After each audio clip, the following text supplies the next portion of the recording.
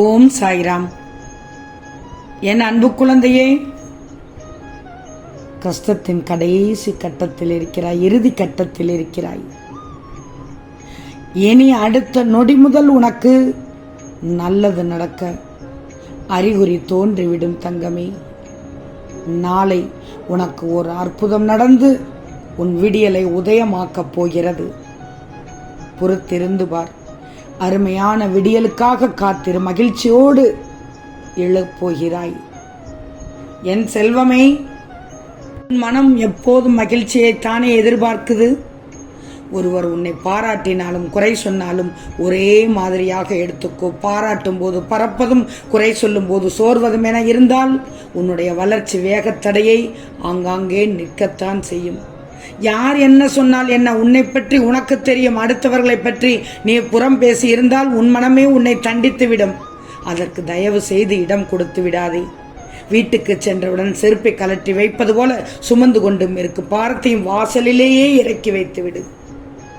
அடுத்தவர் பற்றி உன்னிடம் யாராவது குறை கூறு வந்தால் அதை தவிர்த்து விடு. இன்று கிடைக்காவிட்டாலும் என்றாவது ஒரு நாள் வெற்றி கிடைத்தே தீரும் என்று நம்பு. ஏன்னா உண்மையான உழைப்புக்கு எப்போதும் தோல்வி இல்லை.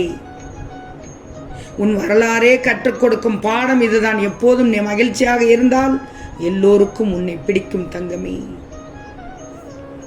மகிழ்ச்சி வேறு எங்கும் இல்லை, உன்னிடத்தில் தான் இருக்கிறது. செல்வமே, இங்கு பிறக்கும் மனிதர்கள் 3 வகையாக இருப்பார்கள்.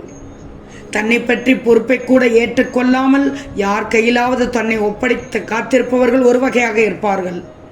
அவர்கள் எப்படிப்பட்டவர்கள்? அவர்கள் புழுவை விட கேவலமானவர்கள். மற்றவர்களை பற்றி கவலையின்றி தன்னை மட்டும் பார்த்து கொள்பவர்கள் அடுத்த வகை. மிருகத்தை போன்றவர்கள். மிருகங்கள் பொதுவாக எங்கும் எதற்கும் தீங்கு நினைப்பதில்லை. சிங்கம் பசித்திருக்கும் போது எதிரே போனால் அது உன்னை உணவாக பார்க்கிறது. மற்ற நேரத்தில் அது உன்னை எதிரியாக கூட பார்க்காது. யோசித்துப்பார். தன்னை சுற்றியுள்ளவர்களுக்கு ஒரு தேவை என்றால் அவர்களை கேட்காமலேயே தாமாகவே முன்வந்து அவர்களின் தேவையை அறிந்து உதவி செய்பவர்கள் தான் அந்த 3வது வகை. இவர்கள்தான் பிறந்த மனிதன் என்று சொல்வதற்கு அருகதை உள்ளவர்கள். நான் சொல்வது புரிகிறதா? இந்த 3ஆம் வகை மனிதனின் விஷயமாகத்தான் நீ இருக்க வேண்டும். தங்கமே, பொறுப்புகளை தட்டி கழிக்காதே, தப்பி போட பார்க்காதே. அப்படி செய்தால் உனக்கு மன அமைதி கிடைக்காது. அதிகமான கவலைகள் தான் வந்து சேரும். தன் நலத்திற்காக மற்றவர்களை பயன்படுத்தாதே. அடுத்தவர்கள் போல் மரம் உதவுகிறது நிழல் தந்து, புல்லாங்கல் உதவுகிறது இசைக்கு தன் உயிர் தந்து, ஏணி கூட உதவுகிறது உன்னை மேலே ஏற்றிவிட. உண்மைதானே தங்கமே? தங்கமே, என் அருளால் உன் வாழ்க்கை சிறக்கப் போகிறது என்பது உறுதி. வாழ்க்கையின் பல நாட்களை துன்பங்களோடு பிரச்சனைகளோடு கடந்து வந்த உனக்கு நல்ல நேரமும் நல்ல நாளும் தொடங்கிவிட்டது. இனி அடி எடுத்து வைக்கும் ஒவ்வொரு முயற்சியும் வெற்றியைத்தான் தரும். எப்படிப்பட்ட முயற்சி நீ செய்த போதும் உன் அப்பாவை நினைத்து செய்தால் போதும், அது வெற்றிக்கான வழியை காண்பித்துவிடும். நீண்ட நாள் போராட்டம், நீ சந்தித்து வந்த நெடுநாள் பிரச்சனை, இருந்தது இடம் தெரியாமல் ஓடிவிடப் போகிறது. அதற்காகத்தான் இறுதி கட்டம் என்று சொன்னேன். என் சாயி, எனக்கான வழியை காண்பியுங்கள், எனக்கான முன்னேற்றத்தை கொடுங்கள். இப்படியே என்னுடைய நாட்கள் சென்று கொண்டே இருக்குமா? ஒவ்வொரு முறை நான் எடுத்து வைக்கும் ஒவ்வொரு முயற்சியும் ஏன் தோல்வியை மட்டுமே தருகிறது? எப்போது என் கர்ம வினை தொலையும்?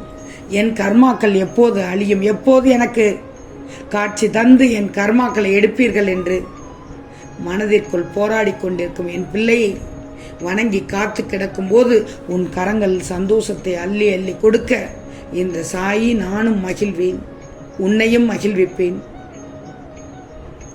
தங்கமே, போதுமடா சாமி இந்த வாழ்க்கை என்று என்னுடைய பிள்ளைகள் ஒருபோதும் சொல்லக்கூடிய நிலையில் நான் வைக்க மாட்டேன். துன்பங்கள் மறைந்து இன்பங்கள் சேர நான் நிச்சயமாக வழி செய்து கொடுப்பேன்.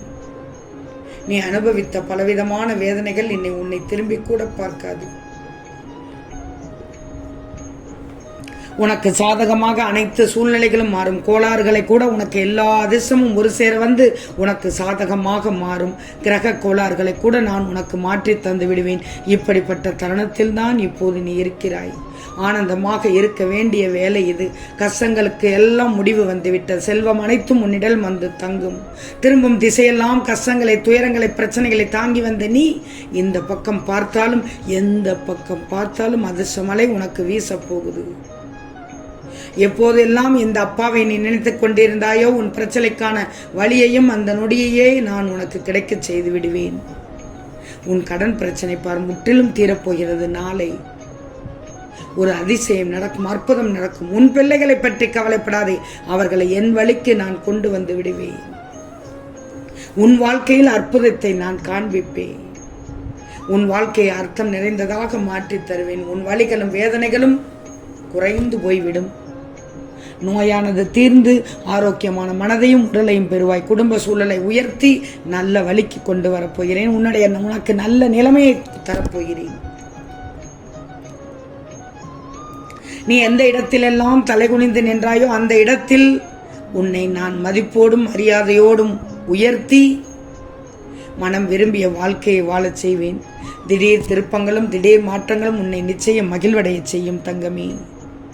நீ அனுபவித்த கஷ்டங்கள் எல்லாம் போதும். இனி உன் வாழ்க்கையில் மகிழ்ச்சியை பார்க்க இந்த அப்பா ஆசைப்பட்டு விட்டேன். சிரித்த முகத்தோடு இரு.